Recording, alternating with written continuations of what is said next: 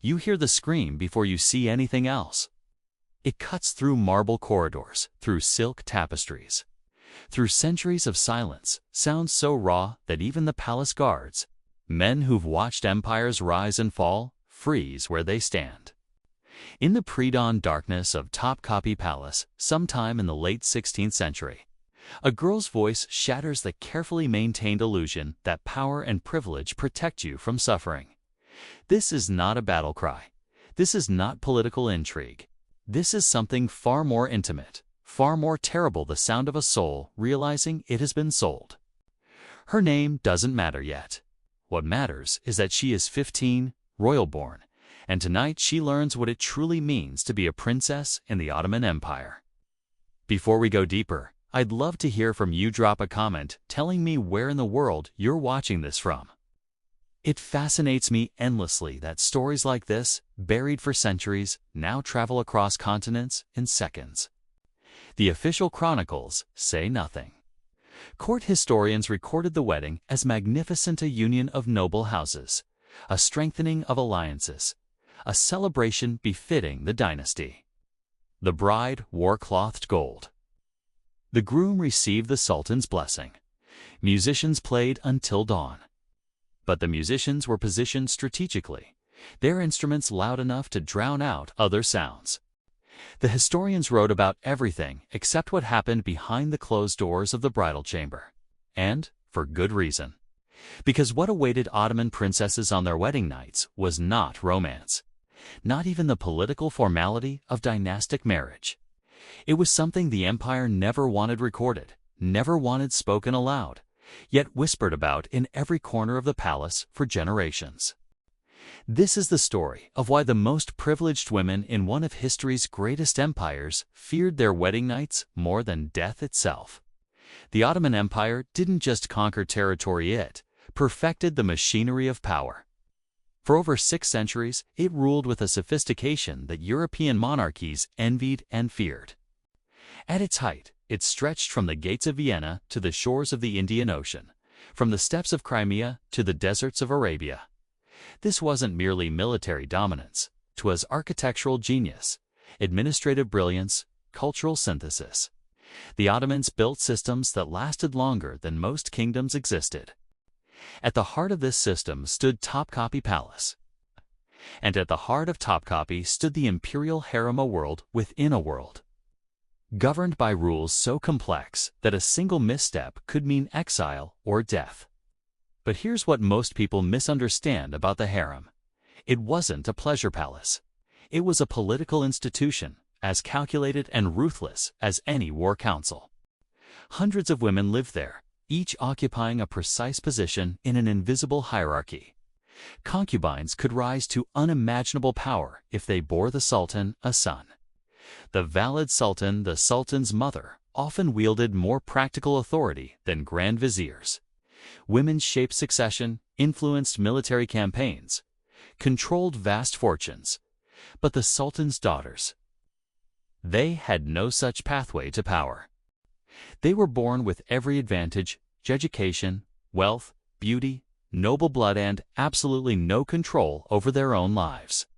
A concubine, captured from distant lands and brought to the palace as a slave, could theoretically climb to become the mother of an emperor. An imperial princess, born in purple silk with royal blood in her veins, would be handed over to whatever man the state deemed useful. Her marriage was never about her. It was about binding a powerful pasha to the throne, rewarding a general's loyalty, or neutralizing a potential threat by tying him to the royal family. And the wedding night, that private moment that should have belonged to 2 people, became an instrument of the state. The preparation began months before the actual ceremony, sometimes even years. When a princess reached marriageable age, usually around 13 or 14, she was moved to a separate section of the palace. This was presented as an honor, a special bridal chamber where she would be educated in the duties of a wife. But the women who emerged from those chambers were different. They moved differently. They spoke differently. Their eyes held something that witnesses described as both terror and resignation, a look of someone who'd been shown exactly what awaited them and knew there was no escape. What happened in those preparation chambers became one of the palace's most carefully guarded secrets. No official record exists. No historian documented the process. But palace servants talked. Midwives whispered to their daughters. Foreign ambassadors' wives, occasionally granted limited access to the harem, returned home with stories that shocked European courts.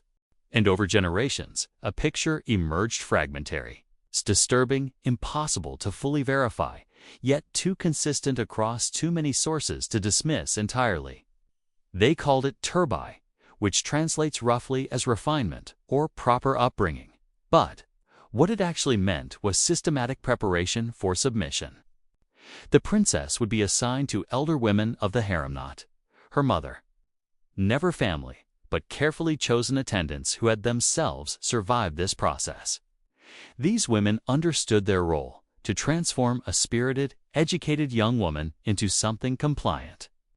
Something that wouldn't resist, something that understood her body was not her own. The education was methodical. She learned the precise angle at which to lower her eyes, the exact tone of voice that conveyed obedience without sounding resentful, the specific way to move never too quickly, never too slowly, always deferential. Her vocabulary was restructured. Certain words were forbidden. Others were drilled into her through repetition until they became reflexive. Thank you. Forgive me. As you wish. I am here to serve. Language itself became a cage, limiting not just what she could say, but what she could think. And then there were the rehearsals. This is where the accounts become most disturbing, most difficult to verify, yet most persistent across different sources. Multiple testimonies from servants, from physicians, from the rare princess who later found a way to speak describe something called talim olgurfa, the chamber instruction. In isolated rooms beneath the main palace, away from casual observation, the princess was taught what would be expected of her, not through explanation or metaphor, but through practice. Some sources mention life-size dolls crafted by artisans, anatomically precise, used for demonstration. Others speak of older women physically positioning the girl, adjusting her limbs like a sculptor working clay, teaching her to remain motionless regardless of pain or fear. The most horrifying accounts suggest mock ceremonies, dress rehearsals for the wedding night itself, complete with male attendants or eunuchs playing the role of the groom, stopping just short of actual consummation, but ensuring she understood exactly what submission meant in physical terms. Whether these specific details are accurate or exaggerated by rumor, what's undeniable is the psychological impact. Princesses who entered these chambers as vibrant young women emerged hollow. Contemporary observers noted the change consistently, the light gone from their eyes. Their movements mechanical, their speech reduced to whispered formalities. But the preparation didn't end with psychological conditioning. The empire understood that the wedding night had to produce specific results. It had to be consummated visibly, verifiably, immediately. There could be no ambiguity, no delay, no possibility of the marriage being quietly annulled later. This was about power, about legally binding a man to the imperial family in a way that couldn't be undone. And so the princess's body itself became a site of intervention. In the final week before the wedding, she entered a phase called techrodicylation. Moved to the bridal pavilion, she saw no one except designated attendants. Her diet changed entirely. Foods were selected not for nutrition, but for their supposed effects on temperament and fertility. Pomegranates, honey, certain spiced wines, goat's milk, mixed with herbs whose names appear in Ottoman medical texts, but whose purposes remain vague. Some historians believe these were simply traditional aphrodisiacs or fertility enhancers. Others point to ingredients that appear in period pharmacopoeia, alongside sedatives and substances meant to reduce resistance. She was bathed multiple times daily in water infused with oils, jasmine, rose, sandalwood. On the surface, this was purification ritual, common to many cultures, but the baths were administered by attendants who examined her body with clinical precision. ensuring she bore no marks, no imperfections, nothing that might displease the groom. Privacy didn't exist. Modesty was systematically stripped away until she understood that her body was no longer a private space, but a diplomatic asset to be inspected and prepared. The mirrors were particularly cruel. In a practice borrowed from Sufi meditation techniques, but twisted into something darker. The princess was made to sit before mirrors for hours, studying her own reflection while attendants recited instructions. You are a vessel of honor. You exist to serve. Your will is not your own. The goal was to make her see herself as the empire saw her, not as a person, but as a function, a tool, a sacrifice necessary for the greater good. And she was forced to serve. This detail appears across multiple accounts and seems designed specifically to break aristocratic pride. The princess daughter of the sultan, descendant of Osman himself, was made to wait on her father's concubines. She prepared their baths, dressed them, arranged their hair, helped them ready themselves for the sultan's bed. The symbolism was explicit and devastating. Even the enslaved women who served her father stood higher in practical terms than she did. Her royal blood meant nothing. Her intelligence, her education, her personhood all irrelevant compared to her designated function. When the wedding day finally arrived, it began with spectacle. Istanbul transformed into a stage 4 imperial theater. Processions wound through streets lined with thousands of onlookers.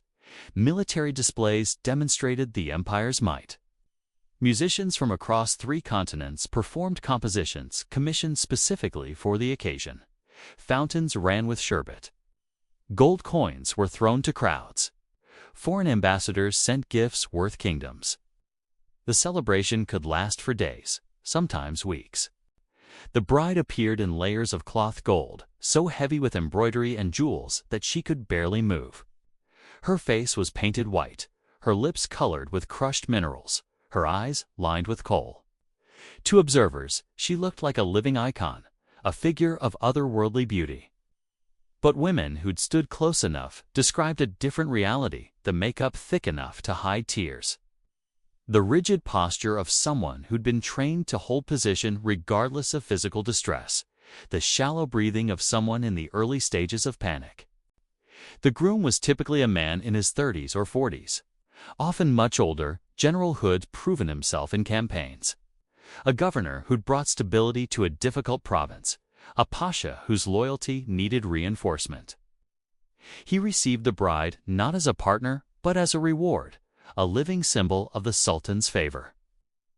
Some of these men were kind in their private dealings. Others were not. But kindness or cruelty was almost beside the point. The wedding night wasn't about the personal relationship between 2 individuals. It was about the consummation being witnessed, verified, and recorded as having occurred in the specific manner required by protocol. This is where accounts become most fragmented and most disturbing. What we know for certain is that attendants remained close to the bridal chamber, not in the room itself, but near enough to hear. Their role was to confirm that the marriage had been physically completed. In the morning, they would inspect the bedding for the traditional proof of virginity, displaying the bloodied sheets as evidence of consummation. This practice existed in many cultures, but in the Ottoman context, it took on additional layers of verification and documentation. But some testimonies go further. They speak of attendants who could be summoned if the bride resisted or if the groom encountered difficulty. They describe physicians standing by with compounds meant to ease the process or, if necessary, to sedate a hysterical bride. They mention specific positioning techniques taught to the groom beforehand, methods that prioritize speed and certainty over any consideration. For the bride's experience, one particularly haunting account comes from a Venetian merchant's wife who lived in Istanbul in the 1590s. In a letter to her sister, preserved in Venetian archives, she describes befriending a young princess in the months after her marriage. The princess, her name lost to history, spoke in broken whispers about the wedding night, describing it not as a union but as an extraction, a word she used repeatedly. They extract proof, she told the Venetian woman. They extract obedience. They extract any foolish dream you had that your life was your own. The morning after was its own ritual. The princess, now technically a wife, would be examined by female attendants to assess any physical trauma that required treatment. Then she would be dressed, her face repainted, and she would appear alongside her new husband at a ceremonial breakfast. She was expected to smile, to accept congratulations, to embody the successful completion of a political transaction. Any sign of distress was managed privately, medically, silently. And then she would leave the palace. This was perhaps the final cruelty. An Ottoman princess, raised in the only world she'd ever known, was sent to live in her husband's household. She went from the vast network of women who'd surrounded her entire life, mothers, sisters, attendants, teachers, into the home of a stranger, often with his existing family, his other wives if he had them, his own power structures that she had to navigate without the protection of the palace walls. Some adapted. They fulfilled their roles, bore children, participated in the social and political life expected of a pasha's wife. But many didn't. Contemporary physicians, records describe a recurring condition among these young brides, what they called melancholia of the marriage chamber. Symptoms included muteness, refusal to eat, sudden violent reactions to being touched. Nightmares so severe that servants reported screams that woke entire households. In modern terms, we'd recognize this as severe trauma, likely PTSD. In the 16th and 17th centuries, they had no such framework. They treated the symptoms with herbal sedatives, with prayer, with confinement. With having the women's own mothers brought in to counsel submission. The surviving records are fragmented, but together they reveal a disturbing pattern. Ottoman princesses often died young. Official causes listed fever, pneumonia, or complications of childbirth. Yet marginal notes and later commentary hint at suicide, despair, or what one physician called the death of will, preceding death of body. Some princesses were quietly returned to the palace after husbands petitioned for separation, describing wives who had become unreasonable or impossible to manage. Others simply vanished. From the historical record after marriage, their names appearing once on wedding contracts and never again, as if deliberately erased. One unusually well-documented case is Ake Sultan. In 1617, she married a higher-ranking military commander. Within months, she petitioned her brother, the reigning sultan, for a divorce, an extraordinary act. Her request was stark and restrained. She did not accuse her husband of cruelty. She wrote only that she could not continue in a role that required the surrender of self. The petition was denied. She was counseled, returned to her husband, and died 2 years later at 19. The official cause was pneumonia. A court physician later noted something darker. This system endured for centuries. Even as the Ottoman Empire modernized, imperial princesses continued to be married for political convenience. Raised in luxury, they were also raised knowing their bodies and futures belonged to the state. Paradoxically, enslaved concubines could sometimes rise to power, while the empire's highest-born women lost autonomy through marriage. Foreign observers struggled to understand this contradiction. European princesses married equals and retained rank and protection. Ottoman princesses married servants of the state and lost both. The tragedy was hidden behind splendor-lavish weddings, jeweled processions, and official histories praising sacrifice. Only fragments escaped: petitions, marginal notes, letters. Together, they hint at lives quietly broken behind palace walls. And so we're left with a haunting, partial picture of women who should have been history's privileged elite, but who instead became its most intimate casualties.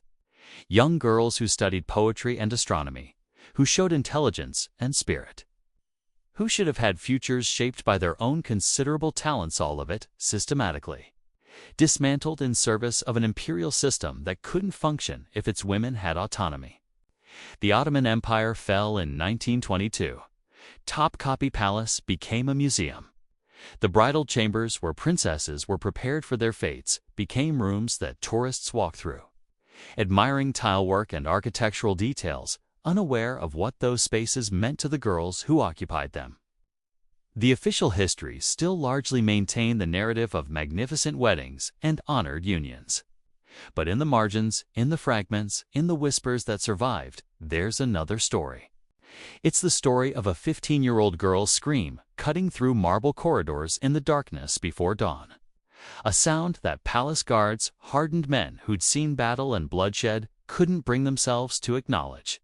A sound that represented not warfare or political intrigue, but something more personal and more terrible. The moment a soul realizes it has been offered up as sacrifice, and that the silk veils and golden crowns and magnificent ceremonies were never about celebrating her, but about making her complicit in her own erasure. That scream echoed through centuries of silence, and perhaps, in finally acknowledging it, in refusing to let the splendor obscure the suffering, we give those forgotten princesses something they never had in life: the right to be heard exactly as they were, without the empire's careful editing. Not as symbols or political tools, but as human beings whose fear and pain and stolen futures matter. Even now, even still, even after all this time.